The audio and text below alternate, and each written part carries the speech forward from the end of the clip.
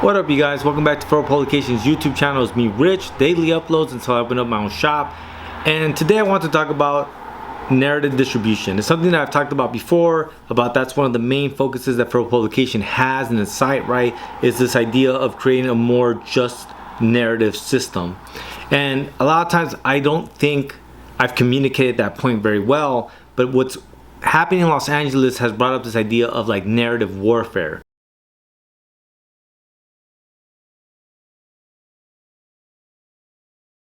So we're going to talk about the situation in LA right now. If you can't get on the ground, if you can't go protest, you can't do none of that, here's what we're going to do. We're going to engage in narrative warfare. We need narrative warfare for this to go right at all. Because when a city rises, when the streets flood, windows break, voice thunders, right? All that happens, it feels like we're winning. Remember this. Surveillance sees the crowd. The state sees patterns. The algorithm sees content. The moment of rage can become someone else's marketing campaign real quick, or even worse, your downfall. So here's what you'll need to get this thing. They don't need to beat the movement, just need to brand it before we do. If you are not in LA and you want to help, here's what you need to do. Control the narrative. We the people write the truth before the media has their chance to spin it into looting, rioting, chaos. This is the perfect example of the narrative warfare that one TikTok guy is talking about, because this is aptly named. It started off as peaceful protests. There's a plethora of examples online of this just being fact. They were peacefully protesting before National Guard was deployed on them. And now they're asking to change this to 2025 Los Angeles unrest. And this narrative warfare concept is something that I've seen all the time. Like, it's not something new. I want to say that we've continuously been bombarded with this narrative warfare, right? We've continuously been attacked by large media companies that ultimately control the perception of things. And it goes back to that same thing. The way you frame something, right? Language to logic, the way you speak on things creates a certain understanding or a concept of reality.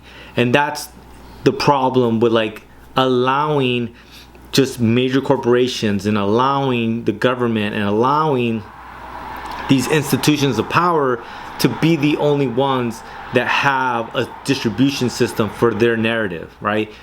That's again why Feral Publication has it where I want to build a narrative distribution system that's more just, right? Something that's going to empower and literally amplify marginalized voices, right? Because if I'm not publishing a transgender cartoonist, like who is, you know? And if they're publishing art by, you know, the LGBTQ community, are they allowing them to create characters and tell stories that represents their reality and their first-hand experiences, right? Or we shouldn't want to serve their narrative. We should want to be making and telling our side of the story, right? Our perception of this situation, whatever it might be.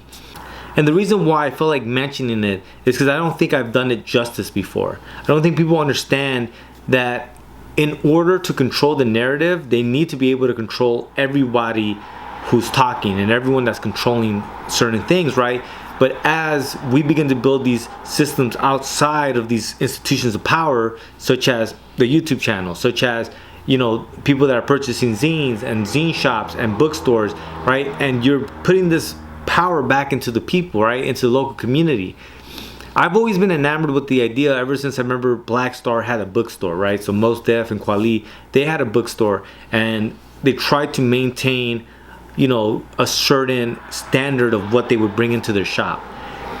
And that curation is something that's very powerful, because if not, you're always at the mercy of what Barnes and Nobles carries or whoever it might be. And so being able to have more, you know, like small publishing, small owned bookstores, I think makes a difference, right? Having YouTube channels where we're speaking our narrative and we're continuously pushing that forward is important, right? Promoting this idea of like, you tell your side of the story, you tell your experience, you tell your first-hand account through zines or through DIY publishing of any other form, like that is important. Because if we don't tell our own stories, guess what? They'll tell those stories for us. All right, you guys, that's all I want to talk about today, you guys. I really want to, you know, just shout out the homies in Los Angeles, really shout out everyone that's resisting in whatever capacity that you are. and we're, you know, putting up a good fight, man. I think we're building something great. All right. Beyond that, you guys stay safe. Let's keep building this thing up. Lates.